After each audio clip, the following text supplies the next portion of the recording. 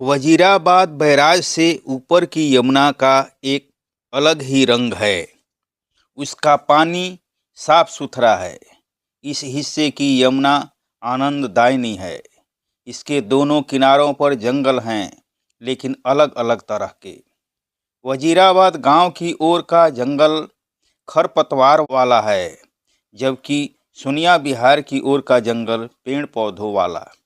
इस जंगल में पेड़ हैं, किंतु झाड़ झंखाड़ नहीं। जहाँ जंगल घना है, वहाँ भी उसके बीच से गुजरना मुश्किल नहीं। इसमें टहलते हुए एक आनंद की अनुभूति होती है। इस जंगल में जहाँ तहाँ पशु चरते हुए मिलते हैं। आसपास ही कहीं चरवाहे बैठे हुए रहते हैं।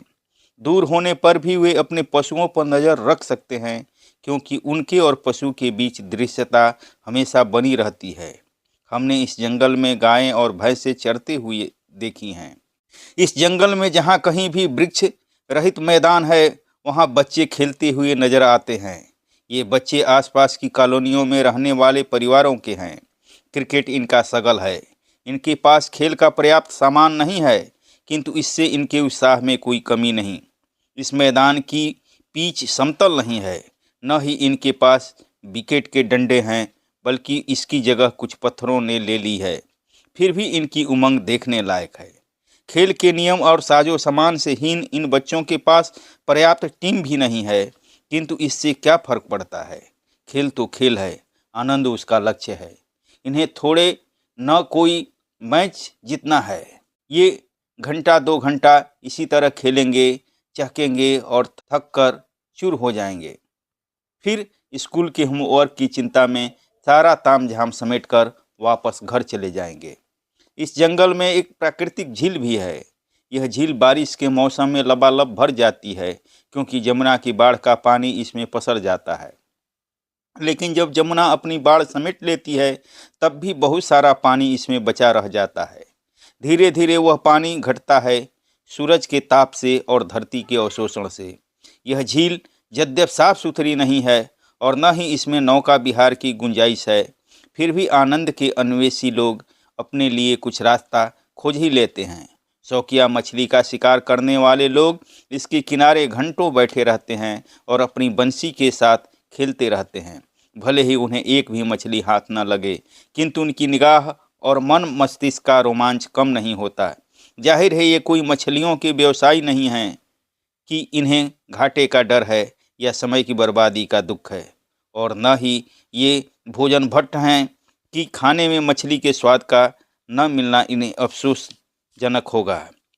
मछली का शिकार इनके लिए शुद्ध मनोरंजन है, जैसे आसपास के खेलों में व्यस्त बच्चों के लिए क्रिकेट एक मनोरंजन है। इस तरह का मनोरंजन करने वाले लोग इस जंगल में जमुना के तीर पर भी कम नहीं हैं। जगह जगह ऐसे शिकारी बैठे हुए मिलते हैं। जब दिन छुट्टी वाला हो, तो कोई दर्जी, कोई ड्राइवर, कोई किरानी, कोई दिहाड़ी मजदूर यमुना की तरफ रुख करता है और घंटों इस मत्स्य क्रीड़ा में समय गुजारता है। कभी मछलियां हाथ लगती हैं, कभी इन्हें खाली हाथ ही लौटना पड़ता है। इनके हाथ में जो बंसी होती है, वह इनके शौक और आर्थिक स्थिति का भी बयान कर जाती है।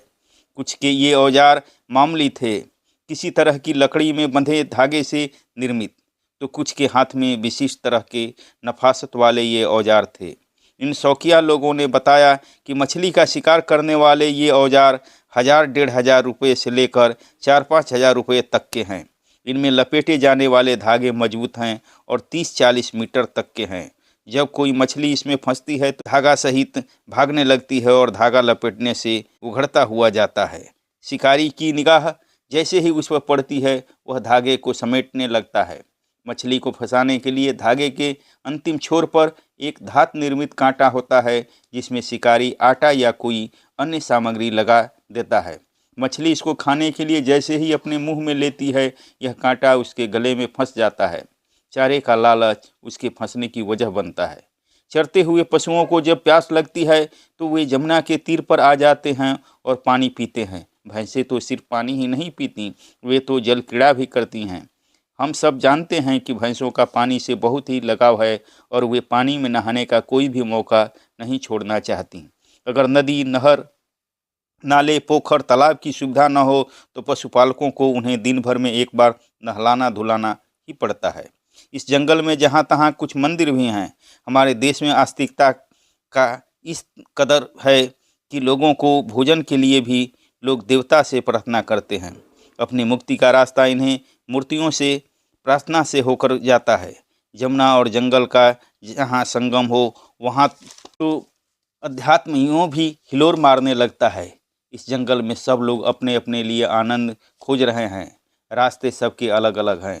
शाम होते होते सब लोग अपने अपने ठिकानों की ओर लौट जाएंगे और तब बची रहेगी जमुना और यह जंगल। अगले दिन फिर इनका सबका मिलन होगा।